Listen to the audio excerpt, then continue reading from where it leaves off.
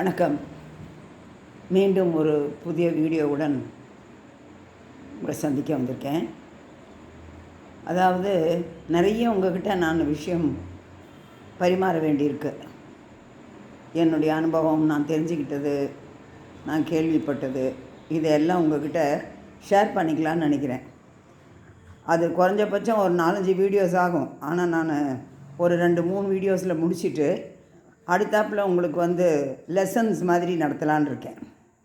வெறுமனே கேள்வி பதிலுன்னு இல்லாமல் வார்த்தைகளை கொடுத்து அதனுடைய அர்த்தங்கள், கிராமர் சம்மந்தப்பட்டது நிறையா அந்த மாதிரி நடத்தலான் இருக்கிறேன். என்னுடைய ஸ்டூடெண்ட்ஸ் எல்லாம் என்ன சொல்கிறாங்கன்னா, நீங்கள் நடத்துகிறது நிறையா இருக்குது மேடம், ரொம்ப நல்லா இருக்குது, நீங்கள் நடத்துங்க, உங்கள் வீடியோஸ் எல்லாம் ரொம்ப யூஸாக இருக்குது, போடுங்க, புக்கு போடுங்க, வீடியோஸ் போடுங்க அப்படின்னு சொல்லியிருக்காங்க.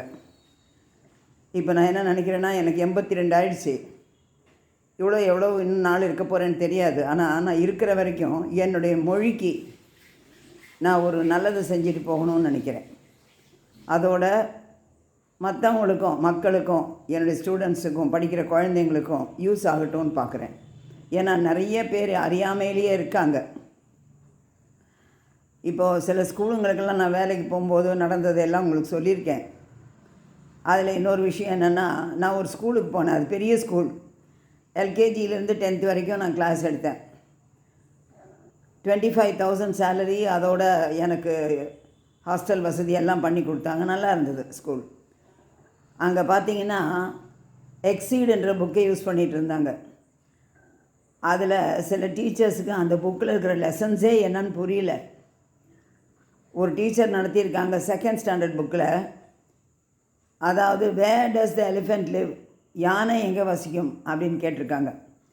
அதுக்கு அந்த அம்மா சொல்லியிருக்குது, elephant lives in water and on land. நீரிலையும் வசிக்குமா, நிலத்துலேயும் வசிக்குமா. நான் கேட்டேன் எப்படிம்மா அப்படின்னு. ஆமாங்க, நீர் யானை தண்ணியில் வாழும், சாதாரண யானை நிலத்தில் வாழும். நான் சொன்னேன், நீர் யானைன்றது இங்கிலீஷில் ஹிப்போபாட்டமஸ்மா, அது எலிஃபெண்ட் கிடையாது. தமிழில் நீங்கள் நீர் யானைன்னு சொல்கிறீங்க, ஆனால் அதுக்கு இங்கிலீஷில் ஹிப்போபாட்டமஸ்ன்னு பேர். அதுக்கும் எலிஃபெண்ட்டுக்கும் சம்மந்தமே இல்லைம்மா, இப்படி நடத்திருக்கே அப்படின்னு சொல்லி கரெக்ஷன் பண்ணேன். அந்த மாதிரி நிறைய விஷயங்கள். அதே மாதிரி இன்னொரு ஸ்கூலுக்கு போயிருந்தேன், ஒரு கிராமத்துக்கு. அதில் அவங்களுடைய ஸ்கூல் பேர் என்னான்னு கேட்டேன் குழந்தைய. Write the name of your school, school பேரை எழுது அப்படின்னு.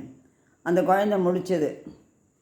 அதுக்கு அந்த கிளாஸ் டீச்சர் சொல்கிறாங்க, டேய் பெரிய பீ போடுறா, பாரதிக்கு பெரிய பீ போடு அப்படின்றாங்க.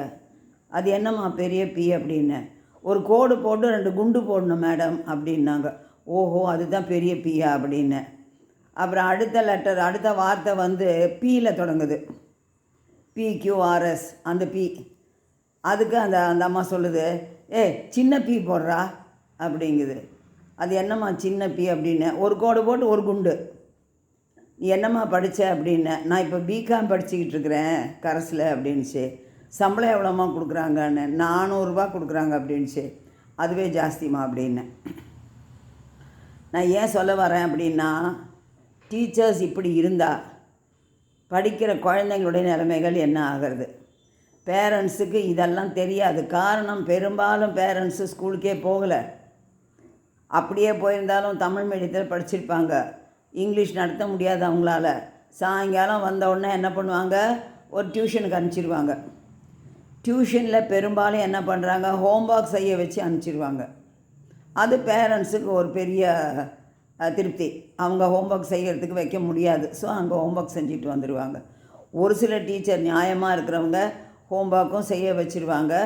நடத்தின லெசன்ஸை அப்படியே கொஞ்சம் ஃபீட்பேக் கொஞ்சம் தொட்டு பார்ப்பாங்க. அந்த மாதிரி செய்கிறவங்களும் உண்டு. அதனால தான் நான் என்ன நினைக்கிறேன்னா, நிறைய யோசனைகள் வச்சுருக்கேன். சிலர் எனக்கு ஐடியாஸ் எல்லாம் கொடுத்துருக்காங்க. அதெல்லாம் வச்சு இனி தொடர்ந்து அடுத்த வீடியோவில் உங்களுக்கு ஒரு நல்ல விஷயத்தோடு உங்களை மீட் பண்ணுவேன். அது வரைக்கும் வணக்கம்.